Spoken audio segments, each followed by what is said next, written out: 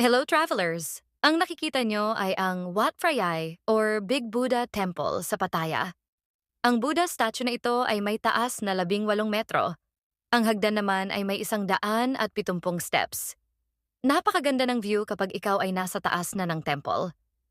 Sa mga travelers na namamahalan sa mga entrance fee ng temple sa Bangkok, mag-book lang kayo sa Rax Travel and Tours. Kasama ito sa mga tour packages namin at libre lang ang pagpunta sa temple na ito.